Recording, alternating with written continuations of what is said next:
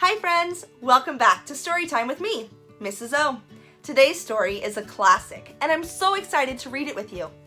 It is Beauty and the Beast. Beauty and the Beast is a story that's been told and retold so many times that there are so many different versions of it. And this story is no different. It has been retold by Cynthia Rylant, and the pictures are by Meg Park. If you have this book at home, make sure to grab it and read along with me. Beauty and the Beast.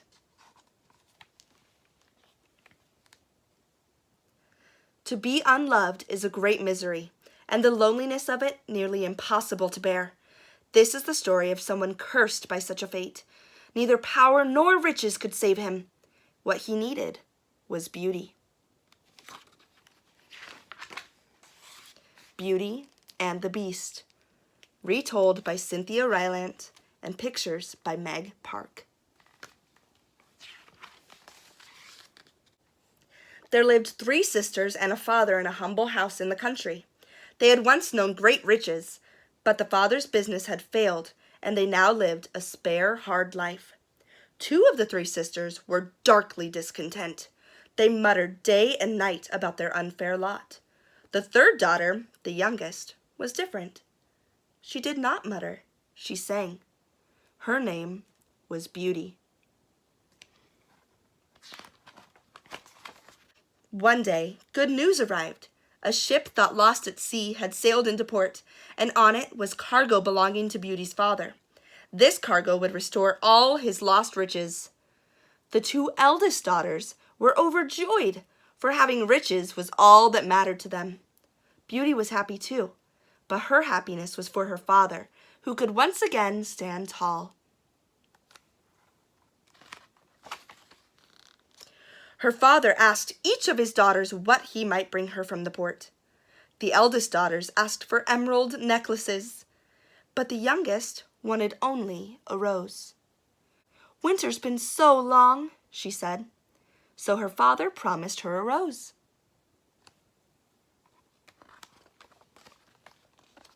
But alas, there was tragedy. When Beauty's father arrived at the port, all his cargo had been stolen. He was left with nothing, and he faced a long, sad journey home. Deep in the forest, a blizzard set upon him. He became lost.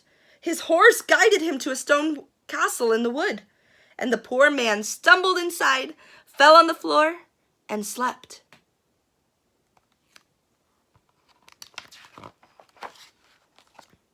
When he awoke, Beauty's father found a great banquet spread before him, and he ate and ate. Then he discovered a chamber bed covered with fur blankets, and he slept again.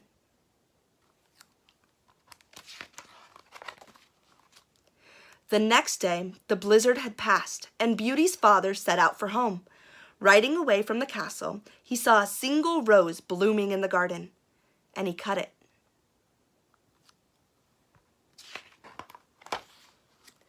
There erupted then such a sound to nearly stop the man's heart beating, and a terrible beast was upon him.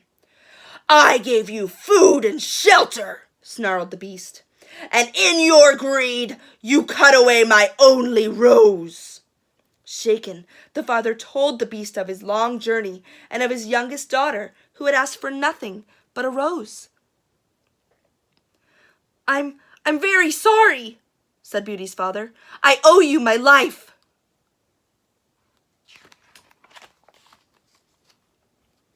"That you do," said the beast, "and from this day forward you will remain here and be my servant." "But my daughters, they'll be lonely without me," cried the father. And the beast, who knew loneliness better than this father would ever understand, fell silent. Finally he said, "I will allow you to be the master of your house, but in return you must send one of your daughters to me to be my servant to the end of her days." There is no father of honor in the world who would sacrifice his daughter to a beast, and this father was no different. He returned home to tell his daughters that they must live life without him.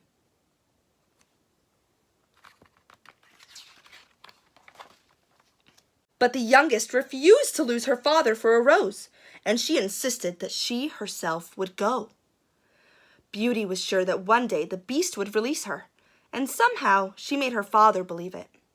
So he delivered her to the Beast. Beauty had prepared herself for the Beast's terribleness, and when he took her by the hand, she did not tremble. And so began the story of Beauty and the Beast. The Beast was kind to her.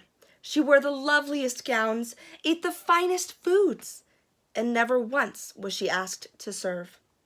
Mornings the Beast walked with her in the gardens and named the birds that flew there.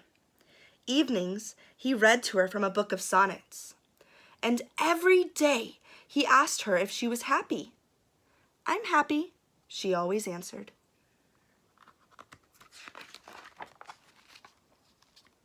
Then one day the Beast asked her to marry him. But Beauty said sadly, "I cannot marry you, for I do not love you."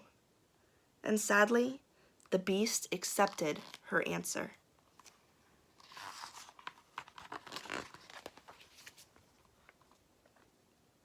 That night, Beauty had a dream that her father, sick with worry for her, had become ill. She asked the Beast to let her go home. "No!" he roared. For the first time, Beauty drew away from him. But because he did love her, the Beast let her go, and she promised that she would return. But he did not believe her.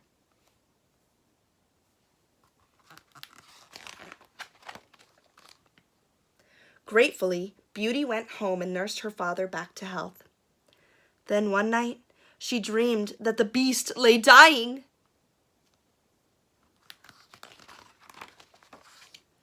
In the morning, she rode hard to the stone castle.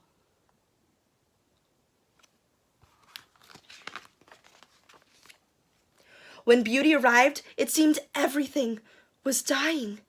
She found the Beast lying in the garden, and he too was nearly dead. "Beast," she whispered. She looked into his terrible face. She could not imagine life without him. "I love you," she said.